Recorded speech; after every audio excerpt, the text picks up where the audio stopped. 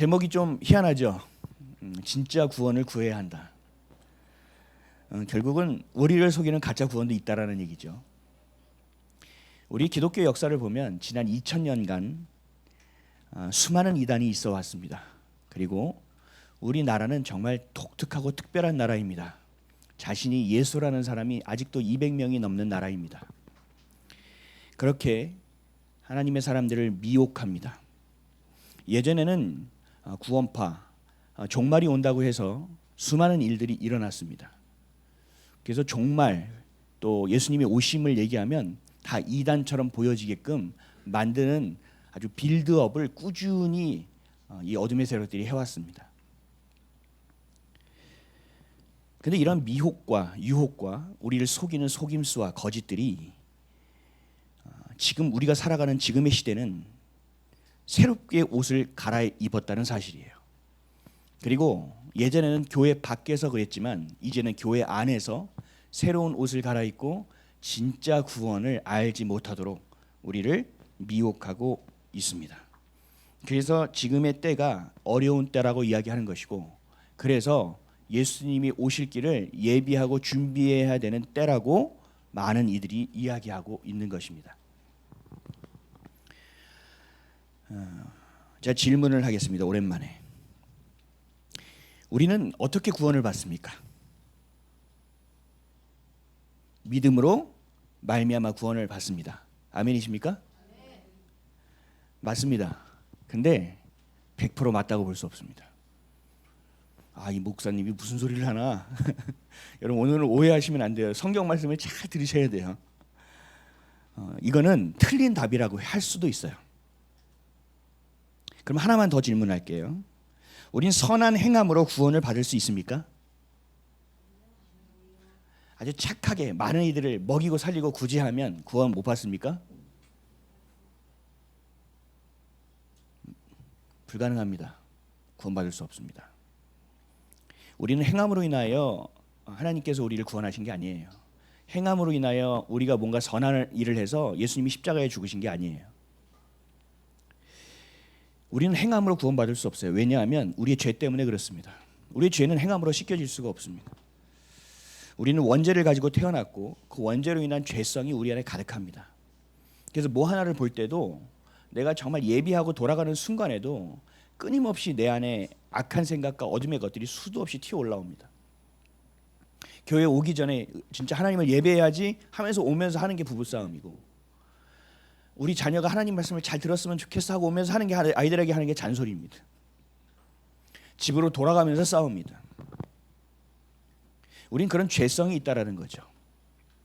그리고 그런 죄성으로 인하여 본성을 따라 살아갑니다. 하나님 주신 본질을 따라가는 것이 아니라 본능을 따라가게 되어진다는 거죠. 우리는 늘 죄 가운데 있는 죄인입니다. 여름에 음식 쓰레기를 보면 저희 집은 냉동실에 넣어놓습니다. 너무 냄새가 심해서. 근데 그 여름에 부패한 음식 쓰레기 냄새보다 더 냄새나서 견딜 수 없는 썩은 내가 나는 곳이 있습니다. 그게 바로 우리의 마음에 있습니다. 예레미야 17장 9절. 만물보다 거짓되고 심히 부패한 것은 마음이라 누가 능히 이를 알리오마는. 가장 심히 부패한 것이 우리의 마음이라는 것입니다. 지금 은혜를 받았는데 몇 분 후에 그 은혜를 다 날려버립니다. 지금 예수를 사랑한다고 했는데 몇 분 지나지 않아서 자기 사랑하는 것이 넘쳐납니다. 하나님은 우리의 마음의 중심을 꿰뚫어 보시는 분이기 때문에 그것을 명확하게 더 정확하게 아신다는 거죠. 그래서 우리의 마음이 부패한 거라고 이야기하실 수 있는 거예요. 그런 것을 우리가 인정할 수 있어야 합니다. 그 인정할 수 있는 사람은 누가 인정하냐? 내가 죄인임을 깨닫는 자만이 인정할 수 있습니다.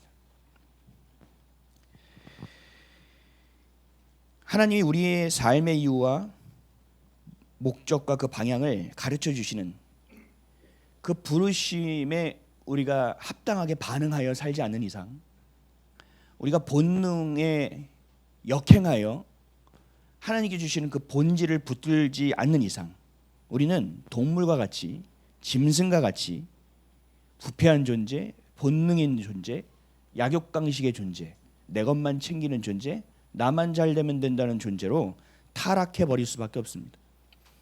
짐승과 동물과 우리가 별반 다름없는 인생이 된다라는 얘기입니다. 에베소서 2장 3절 전에는 우리도 다 그 가운데서 우리 육체의 욕심을 따라 지내며 육체와 마음에 원하는 것을 하여 다른 이들과 같이 본질상 진노의 자녀이었더니 우리는 이런 존재였다라는 거예요. 언제까지요? 빛이 우리 가운데 오기 전까지. 예수님이 우리를 찾아오시기 전까지. 본질상 진노의 자녀이었더니. 그래서 하나님은 우리를 구원하시기 위해서 예수를 그리스도로 우리에게 보내주셨습니다.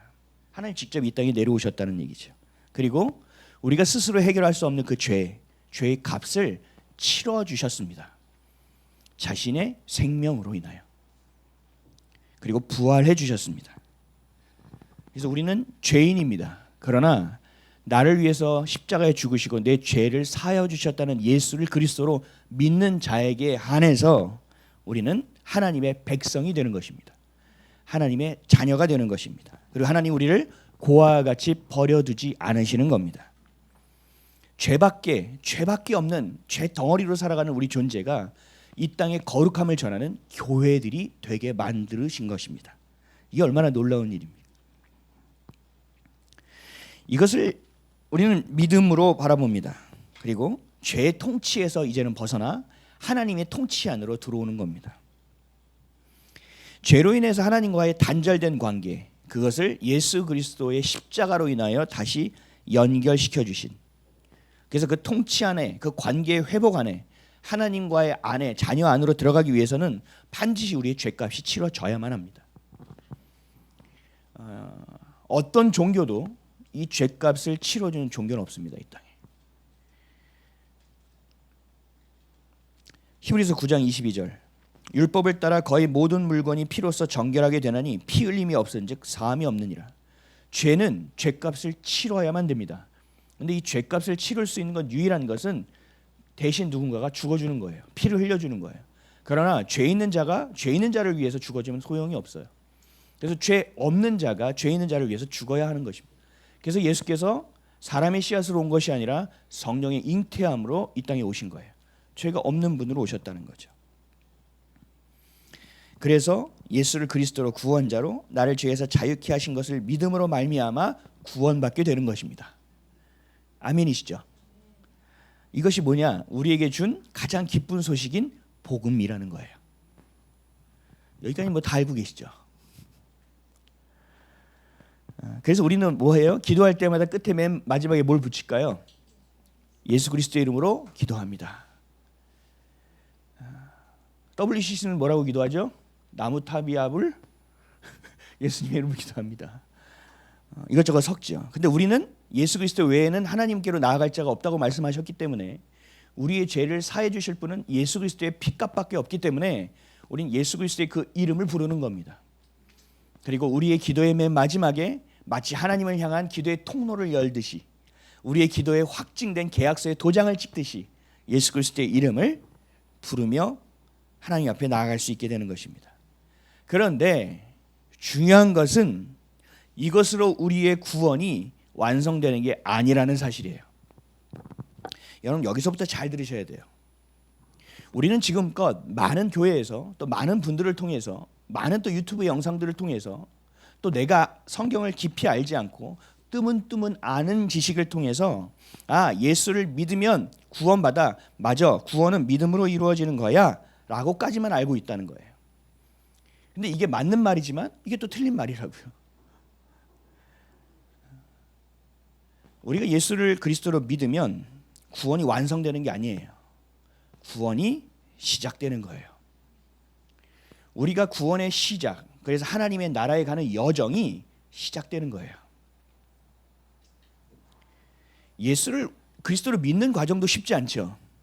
하나님께서 어떤 질병과 또 내 사업이 안 되는 것과 승진이 안 되는 것과 관계의 깨짐과 여러 가지 어려움을 통해서 우리의 마음을 가난하게 만드셔서 그 힘든 여정 가운데서 우리가 예수를 그리스도로 믿는 고백을 하게 되잖아요. 그것만도 쉽지 않은데 우리가 그리스도인으로 이 땅을 살아간다는 것은 더 어려운 일입니다. 많은 이들이 예수를 그리스도로 믿으면 돼요, 쉬워요 라고 얘기하죠. 근데 여러분 살아보니까 어때요? 그리스도인으로 살아가는 것이 쉽습니까? 매우 어려운 일입니다. 그러나 매우 옳은 일이죠. 그래서 우리가 그 좁은 길을 가는 거잖아요. 전 백화점에 간 지 참 오래됐네요. 백화점에 가보면 금액이 붙어 있죠. 물건마다. 그렇죠? 어떤 고급 매장에 가면 잘 붙어 있지도 않아요. 왜 그게 비쌀까? 이번에 김여정이라는 그 김정은 동생이 러시아에 갔는데 가방이 이슈가 되고 있습니다. 1,000만 원 가까이 되는 가방을 들고 러시아를 갔다는 얘기예요. 인민들은 죽고 있는데 900 얼마짜리 1,000만 원짜리 가방을 들고 있다. 왜 그 가방은 1,000만 원이나 할까요? 세상에서 그것의 가치를 인정하기 때문에 그래요. 왜 다이아몬드는 일반 돌보다 비쌀까요? 그 가치를 인정하기 때문에 그래요. 우리 다 배웠잖아요. 경제 원리, 희소성의 원칙. 많지 않은 것의 가치가 큰 거잖아요. 그렇죠? 우리를 위해서 예수님이 이 땅에 오셔서 죽어주셨다는 가치는 살 수가 없어요. 마치 우리가 공기, 숨쉬고 살아가는 이것은 너무나 큰 가치이기 때문에 어떤 누구도 돈을 내지 않아요. 근데 이것이 많이 있다고 생각하죠. 그러나 그렇지 않거든요. 우리가 예수가 나의 그리스도임을 믿게 된다면 여러분들은 그 가치를 위해서 그 비용을 지불할 수 있어야 됩니다. 아멘이십니까? 하나님이 예수님이 우리를 위해서 죽으신 그 피값은 그 가치는 절대로 가볍지 않습니다. 우리의 생명을 다해서 우리의 모든 가치를 다 드리더라도 그것을 붙들 수 있는 가치입니다. 그래서 그 가치를 붙드는 게 쉬운 일이 아니에요. 매우 어려운 일이에요. 안녕, 어서 와. 그것이 너무나 어렵다는 것을 아시기 때문에 누구를 보내주셨습니까? 우리에게 보혜사 성령님을 보내주셨다는 거죠. 돕는 하나님이 늘 함께 하신다는 거예요. 요한복음 16장 7절에서 8절. 그러나 내가 너희에게 실상을 말하노니 내가 떠나는 것이 너희에게 유익이라. 내가 떠나가지 아니하면 보혜사가 너희에게로 오시지 아니할 것이요 가면 내가 그를 너희에게로 보내리니 그가 와서 죄에 대하여 의에 대하여 심판에 대하여 세상을 책망하시리라. 뭐냐면 우리가 이 땅을 살아갈 때 기준과 이 살아갈 어떤 판단과 이런 것이 너무나 부족하다 보니 하나님의 것을 붙들고 나아가도 세상의 것에 우리가 휩쓸리다 보니 주님이 그것을 알고 계신다라는 얘기예요. 그러니까 우리가 때마다 무엇을 생각해야 될지, 무엇을 말해야 될지, 어떤 선택과 어떤 결단을 해야 될지 가르쳐 주시겠다고 말씀하신 거예요. 그러니까 우리가 물어봐야 된다라는 거죠.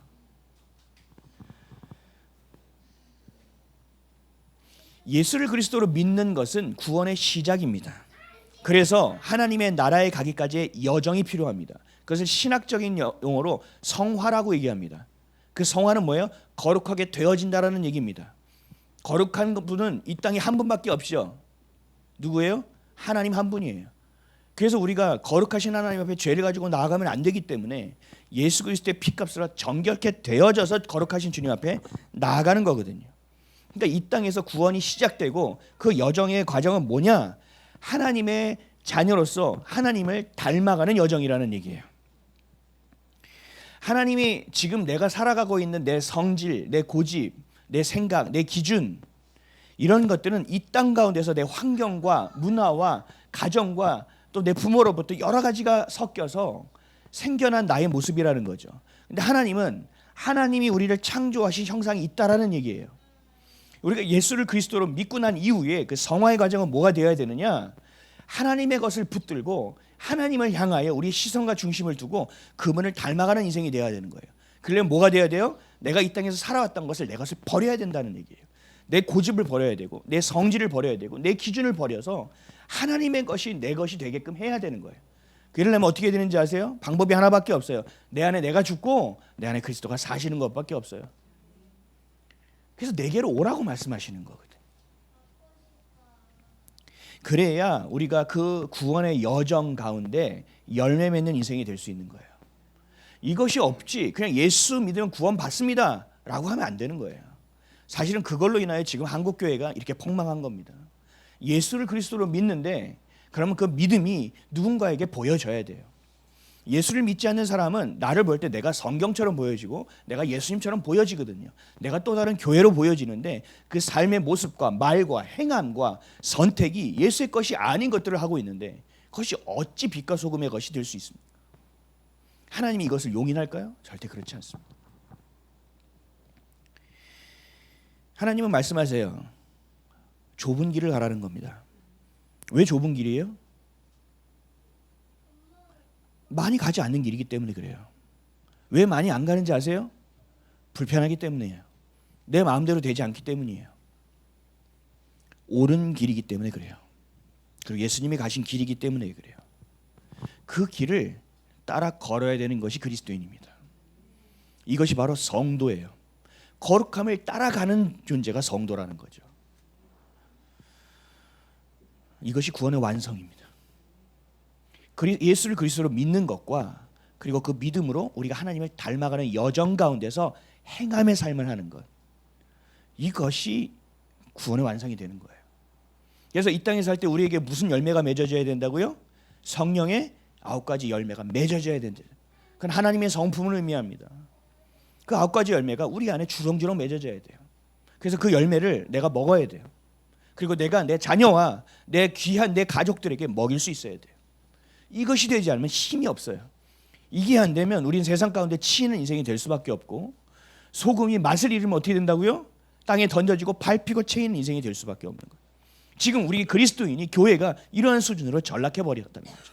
왜요? 예수를 그리스도로 믿는 것만이 구원의 전부라고 자꾸 이야기하고 있기 때문에 그렇습니다. 아니에요. 그렇지 않아요. 사랑받은 자로서 사랑을 취하고 그 사랑을 어떻게 해야 돼요? 나누는 인생을 살아가야 되는 거예요. 가장 큰 사랑은 뭔지 아세요?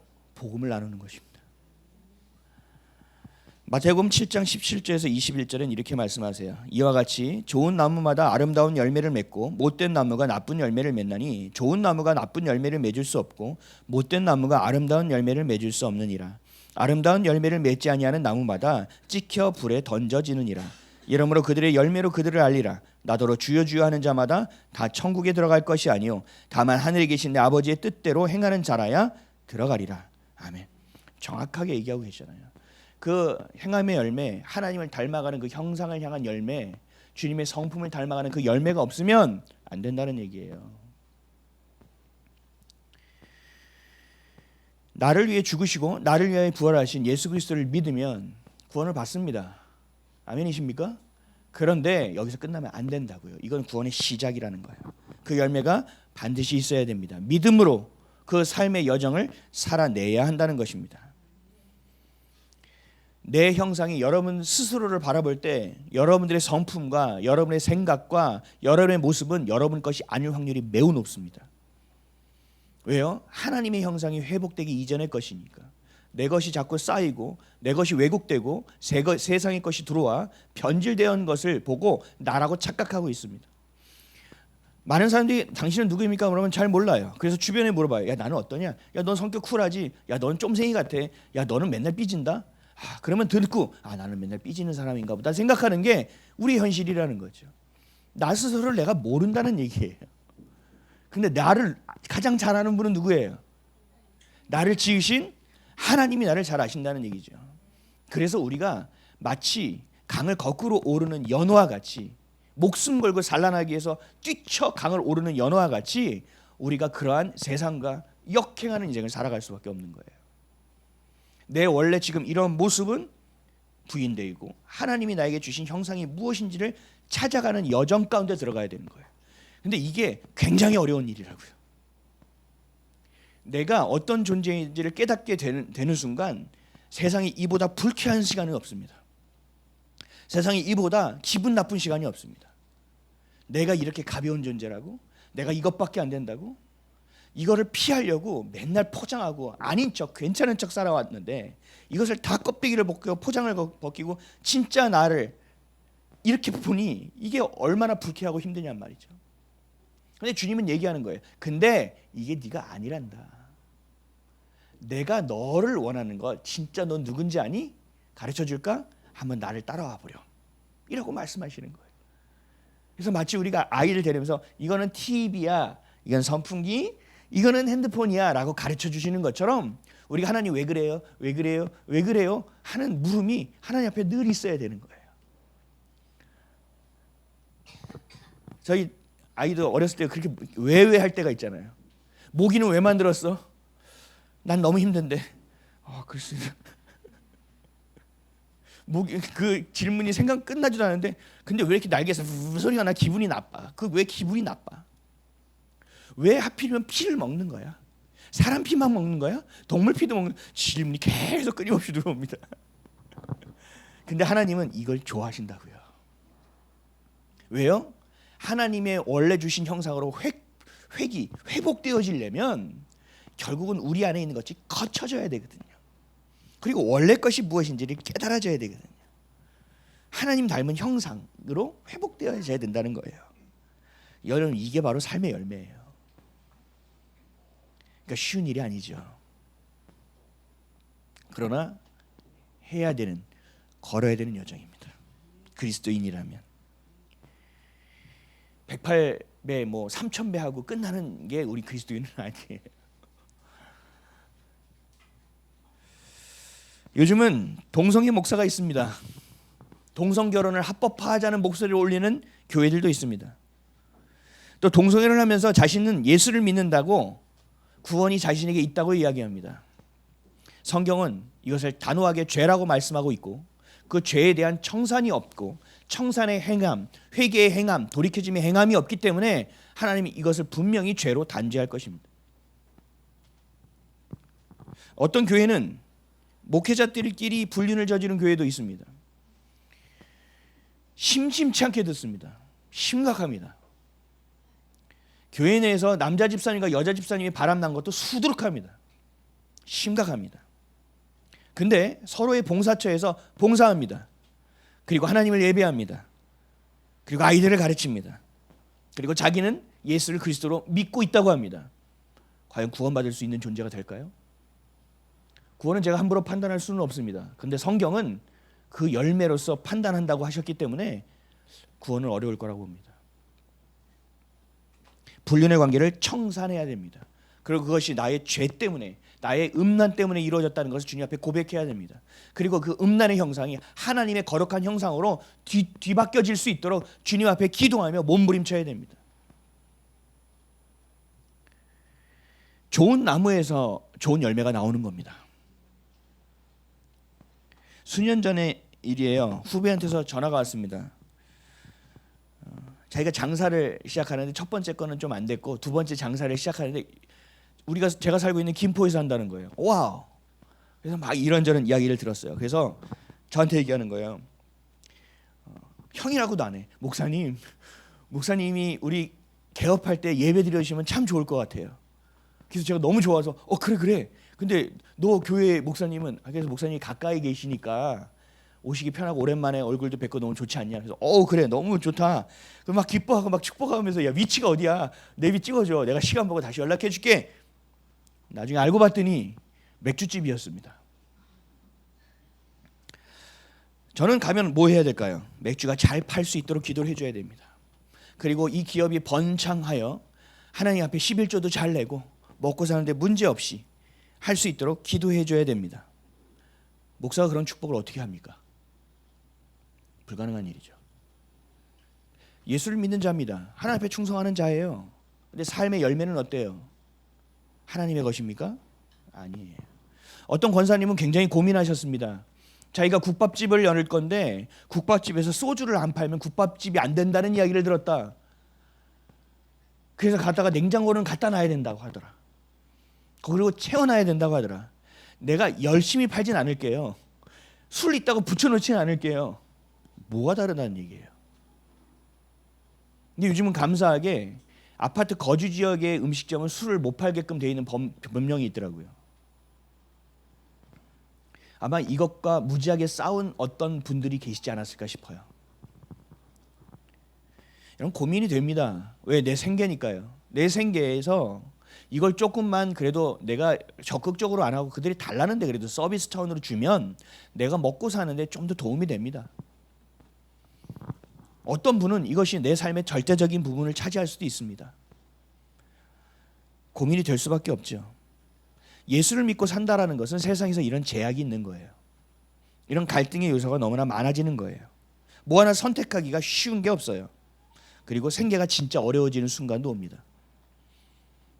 그런데요, 여러분, 이렇게 갈등해서 어려운 겁니다. 마태복음 6장 31절에서 34절. 그러므로 염려하여 이르기를 무엇을 먹을까, 무엇을 마실까, 무엇을 입을까 하지 말라. 이는 다 이방인들이 구하는 것이라. 너희 하늘 아버지께서 이 모든 것이 너에게 있어야 할 줄을 아시느니라. 그런즉 너희는 먼저 그의 나라와 그의 의의를 구하라. 그러면 이 모든 것을 너에게 더하시리라. 그러므로 내일 일을 위하여 염려하지 말라. 내일 일은 내일 염려할 것이요 한날의 괴로움은 그날의 족하니라. 아멘. 먹고 사는 건 누가 책임지신다고요? 하나님 책임지시죠. 그러나 내가 가서 수고해야 되는 영역은 필요해요. 내가 해야 될 일은 있어요. 그러나 그것을 내가 하는 것이 아니라 주님이 도와주셔야 하는 거예요. 주님이 직장을 주셔야 하는 거예요. 내가 건강을 주셔야 할 수 있는 거예요. 그 일을 수행할 수 있는 지식과 지혜를 주셔야 할 수 있는 일이라고요. 근데 그것을 하나님이 해주시는 거라고 말씀하시잖아요. 이스라엘 백성을 한번 살펴보시죠. 이스라엘 백성이 애굽에 있었을 때, 이집트에 있었을 때 노예였습니다. 근데 노예임에도 불구하고 생계를 걱정하지 않았어요. 왜요? 이집트는 잘 사는 나라였어요. 붕황한 나라였어요. 그래서 그 콩고물만 얻어먹어도 등 붙이고 자고 배 부르게 살 수 있는 삶이었어요. 세상적으로 볼 때는 볼품없는 모습이지만 걱정 없는 인생이었다고요. 그런데 하나님은 그렇지 않으셨습니다. 내 자녀가 만들어진 이방신에게 그리고 그 죄에게 농락당하며 사는 꼴을 하나님은 볼 수 없습니다. 하나님은 우리 자녀가 어디서 와서 왜 살며 어디로 가는지에 대해서 선명하고 명확하게 그 부르심의 뜻대로 하나님이 부르시는 그 자리에서 빛의 역할을 하면서 그 어둠을 밝히고 살아가기를 원하시는데 그 모습을 우리에게 주셨음에도 불구하고 어디서 와서 왜 살며 어디로 가는지조차도 알지 못하고 짐승처럼 본능에만 충실하게 살아가는 모습을 하나님은 못 보십니다. 그래서 때로는 내가 사업이 잘 되는 것을 하나님이 막으실 때도 있습니다. 내가 뭔가 승진하는 모습을 하나님 말도 안 되는 방법으로 낙심케 하실 때도 있습니다. 그래서 하나님은 약속하신 기한이 되었을 때 모세를 보내셔서 이스라엘 백성들을 출애굽시키셨습니다. 그래서 많은 사람들이 얘기했죠. 젖과 꿀이 흐르는 땅으로 하나님께서 인도하실 것이다. 하나님은 좋으신 하나님이시고 하나님은 위대하신 하나님이시다. 10가지 재앙을 통하여 이 강대국, 이 애굽, 이 파라오를 꺾은 하나님이시니까 얼마나 우리에게 좋은 것을 줄 수 있느냐 따라 나섰습니다. 그랬더니 막상 앞에 펼쳐진 것은 뭡니까?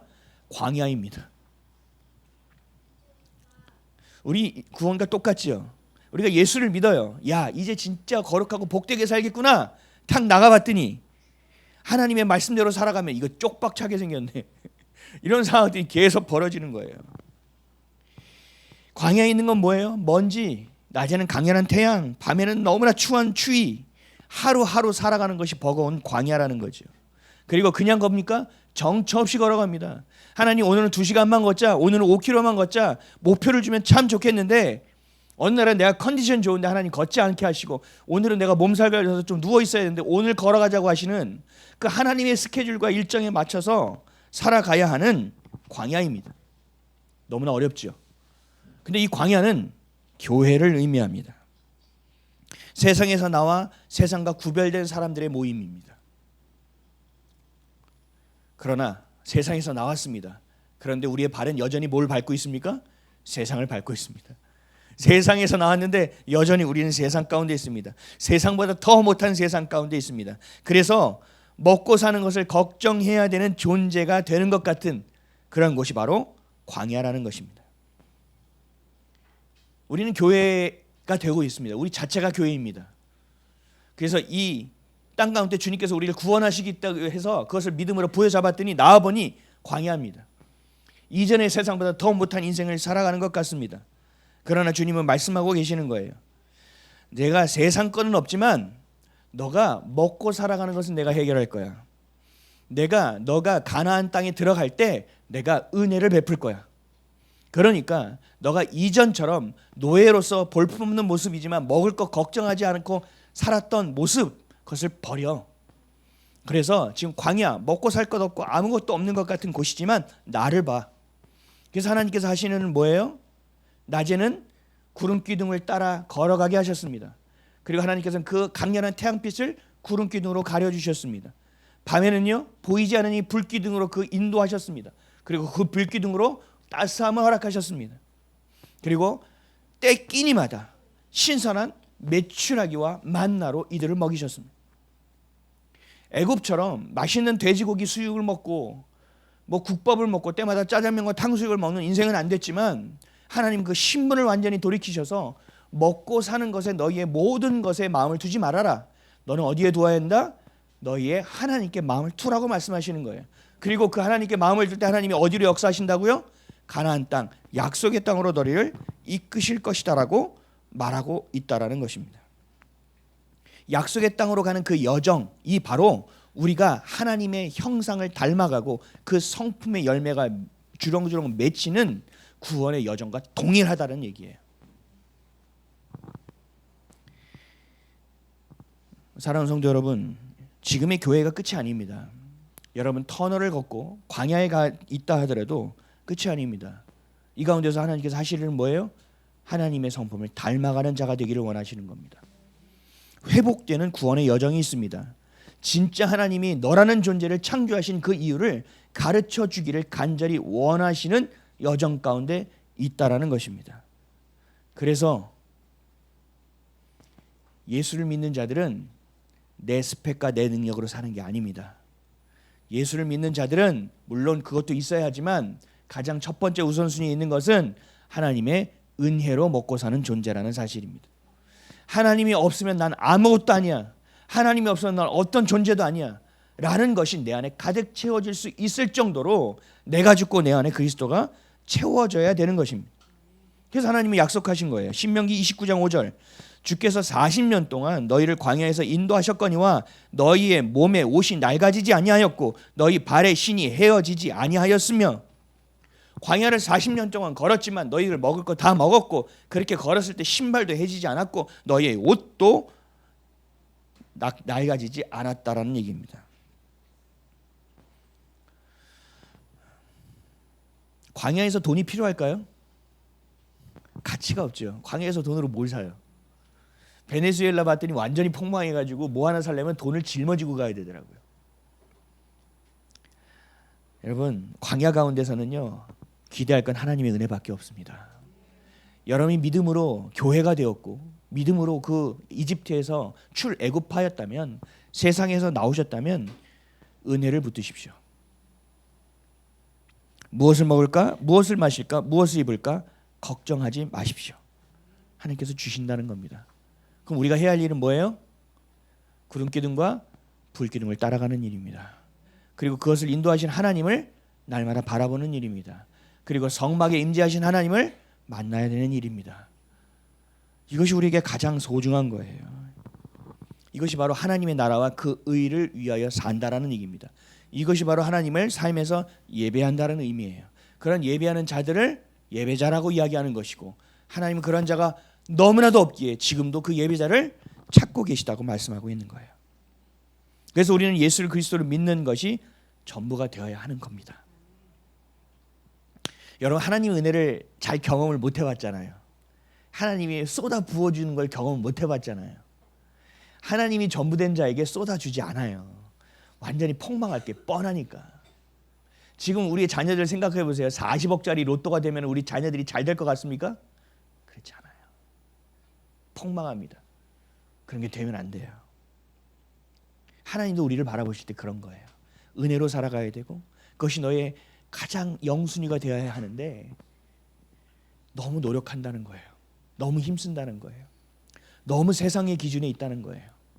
그래서 주님 말씀하신 거예요. 출애굽하라는 거예요. 출애굽하고 광야에 있으면 광야에서 하나님을 바라보는 하나님 백성답게 살라는 얘기예요. 은혜로 살라는 얘기입니다. 오늘 말씀 한번 볼까요? 본문 5절에서 7절. 에베소서 5장 5절에서 7절. 읽겠습니다. 시작.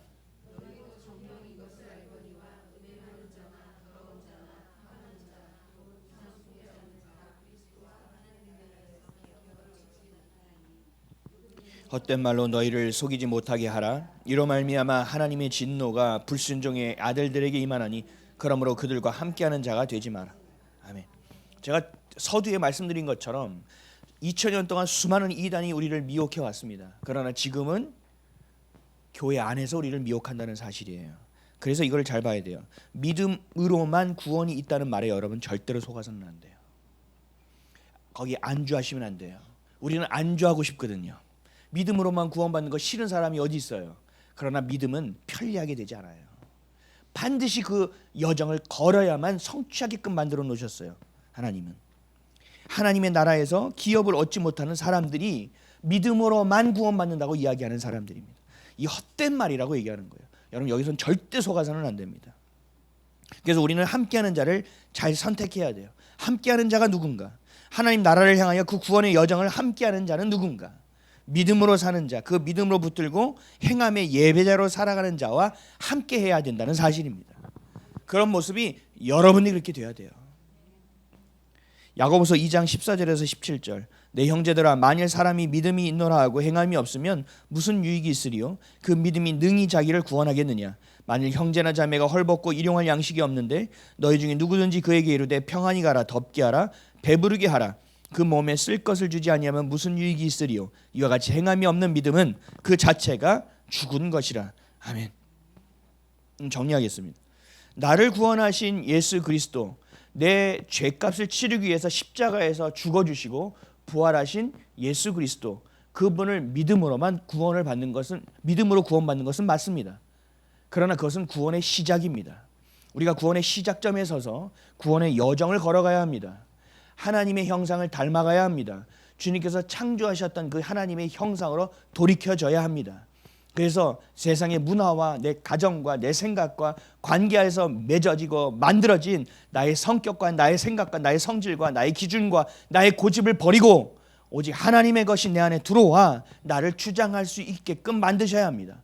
이것이 바로 구원의 여정입니다. 그럴 때 만들어지는 것이 성령의 9가지의 열매와 같이 하나님의 성품이 우리 가운데 생겨나는 것입니다. 사람을 저주하는 말을 했던 사람이 감사의 말을 하게 되는 것이고 불평의 말을 했던 사람이 감사의 말을 하게 되는 것이고 사람을 판단하고 정죄했던 말은 사람들이 그 사람을 사랑하고 긍휼히 여기고 기도해 주는 사람이 된다라는 이야기예요. 이렇게 구원의 여정 가운데 우리의 삶의 형상이 뒤집어지고 돌이켜지는 회개와 회복의 사건이 여러분 가운데 반드시 있어야 되는 거예요. 그래서 가는 곳에서 있는 곳에서 예배하는 자가 되어 빛과 소금의 직분을 감당해야 된다는 것입니다. 그냥 친절한 말 한마디가 아니에요. 내가 마음을 담아 그에게 복음을 전할 수 있어야 되는 거예요.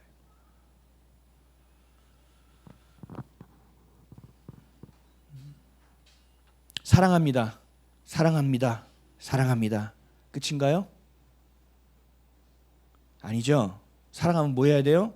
그 사람을 위해서 내가 설거지도 하고 그 사람이 힘들 때 안마도 해주고 그 사람이 힘들 때 내 것을 내어주고 사랑하면 반드시 행함이 따라오게 되어 있는 거예요.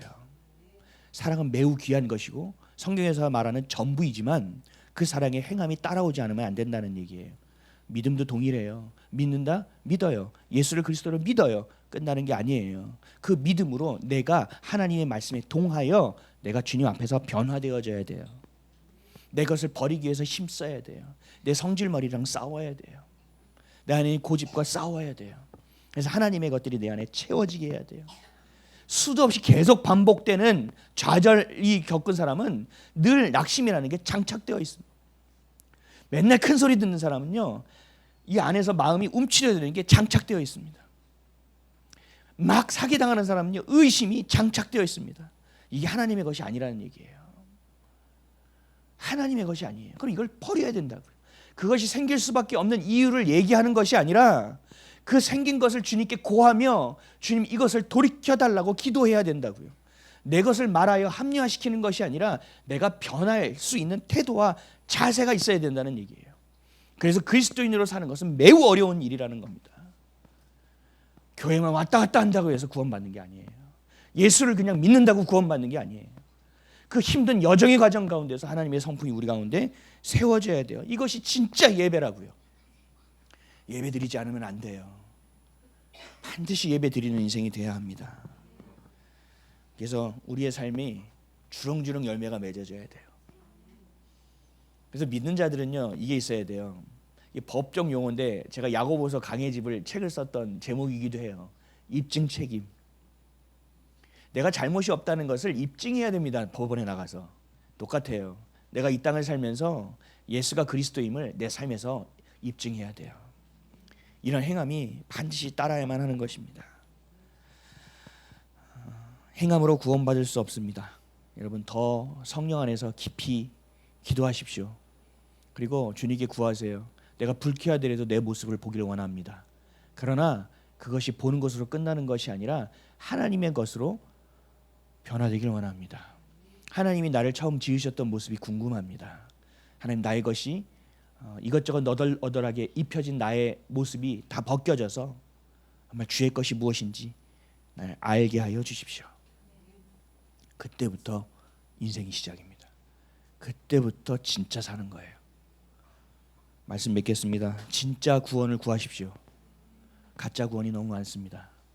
믿음과 행함이 따라가야 합니다. 행함으로 구원받지 못합니다. 그 행함은 믿음에 종속되어져서 반드시 열매 맺게 되어집니다. 그래서 여러분, 헛된 말에 속지 마시고 그 믿음과 행함, 사랑과 공의, 하나님 주시는 기도와 말씀 안에서 밸런스 있게 하나님 성령께서 내 안에서 행하실 수 있도록 여러분 마음을 여시고 태도를 주님 앞에서 그렇게 바르게 갖추심. 여러분 사고방식이 뒤집어져 하나님의 형상으로 열매 맺는, 주렁주렁 열매 맺는 저 여러분 되시기를 예수님의 이름으로 간절히 축원드립니다. 기도하겠습니다.